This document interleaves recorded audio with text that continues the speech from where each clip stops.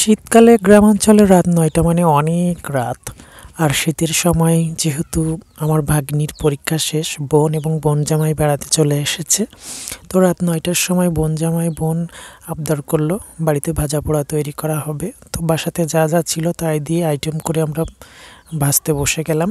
মায়ের রান্নাবান্না ততক্ষণে শেষ হয়ে গেছে। ৩ ভাই বোন দখল করে নিলাম মায়ের চুলার পিঠ। দাদা কী করলো, বেসন দিয়ে মিক্সড করতে লাগলো, বেসনটা রেডি করতে লাগলো, এবং বোন বেগুনি, পাতাকপি, কাঁচামরিচ, পেঁয়াজ এগুলো তৈরি করে দিচ্ছিল। তো ফার্স্ট টাইম আমরা পাতাকপি দিয়ে সুন্দর করে চপ তৈরি করলাম।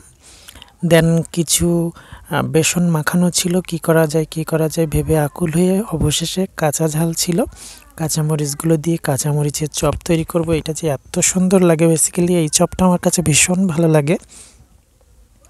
মাঝে মাঝে আমরা বাসাতে এটা তৈরি করি। তো কাঁচামরিচ দিয়ে চপ তৈরি করা হলো। দাদা কিন্তু বেসনটা মিক্সড করে কড়াইতে দিচ্ছিল, আর আমি পাশে বসে বসে সেগুলো খুন্তি দিয়ে নেড়ে চেড়ে তুলছিলাম। আর বোন কিন্তু পাশে বসেছিল, বিভিন্ন রকমের গল্প মজা আড্ডা করছিলাম আমরা। মা ছিল, বৌদি ছিল, দাদা ছিল, আর বাড়ির পিচ্ছিরা তো ততক্ষণে অনেকেই ঘুমিয়ে গিয়েছিল, যেহেতু দাদার মেয়েটা জেগেছিল, ছেলেটা ঘুম পড়েছিল, আর আমার ভাগ্নি এবং ভাগনা ওরা দুইজন জেগেছিল।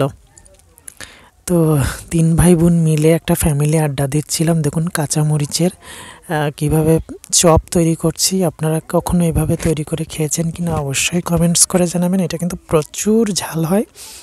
আর এই কাঁচামরিচের চপ তৈরি করতে গেলে যে আমরা খুব অল্প পরিমাণ আমরা যেটা বলি ফুলো ঝাল, এইগুলো দিলে আরও বেশি ভালো হয়, তাহলে সেক্ষেত্রে ঝালের টেস্টটা একটু কম হয়।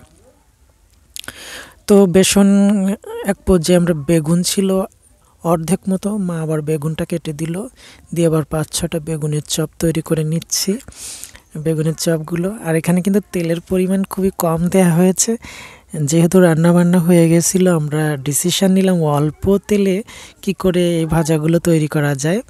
আর ফার্স্ট টাইমের ভিডিওগুলো করতে পারিনি, পাতাকপি দিয়ে চপ করেছিলাম।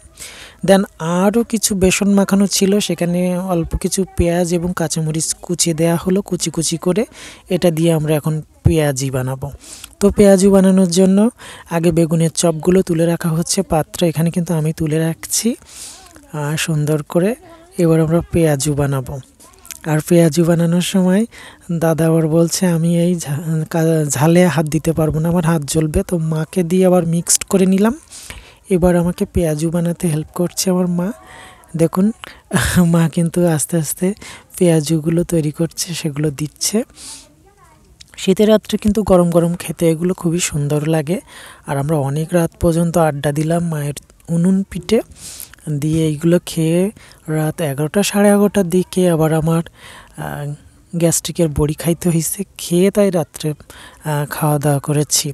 আর দুপুরে যেহেতু রান্না হয়েছিল হাঁসের মাংস, রাত্রে আবার মুরগির মাংস রান্না করা হয়েছে। আর এই ভাজাভুজো তো রান্না তৈরি করা হলো। তো আমি একটু টেস্ট করে দেখছিলাম। আর সন্ধ্যাবেলায় যেহেতু আমি বাজারে গিয়েছিলাম, আর বাজারে গেলেও একটু কম বেশি খাওয়া দাওয়া করা হয়ে থাকে, তো ফাস্টফুড খাওয়ার পরিমাণটা আমি একটু আবার কমিয়ে দিয়েছি। তো আমি রুমে চলে আসলাম আপনাদেরকে খাওয়াটা দেখানোর জন্য। প্রথমে একটু বেগুনির চপ মুখে নিলাম, এবং দেন একটু কাঁচামরিচের চপ দিয়ে খাইতে লাগলাম। অনেক সুন্দর ছিল, যেহেতু বাসাতে তৈরি করা একেবারে ফ্রেশ সরিষার তেল দিয়ে ভেজেছি, খুব সুন্দর ছিল। আর আপনারাও বাসাতে বানিয়ে খাবেন, অনেক মজা লাগবে। বাইরের খাবারের চেয়ে বাসাতে তৈরি করে এগুলো কিন্তু অনেক ভালো হয়। আমার কিন্তু ঝাল লেগে গেছে, ঝালে কিন্তু আমার কান পট্টি গরম হয়ে গেছে। এবার কি করব, একটু জল খেয়ে ঠান্ডা হব। তো জলটা খেয়ে নিলাম বাসাতে। আর শীতের এই সময়টা আপনারা কেমন উপভোগ করছেন? আমি কিন্তু প্রোগ্রাম নিয়ে প্রচুর ব্যস্ত আছি। গত রাতে শুধু আমার প্রোগ্রামটা ছিল না, আজকে আবার প্রোগ্রাম আছে।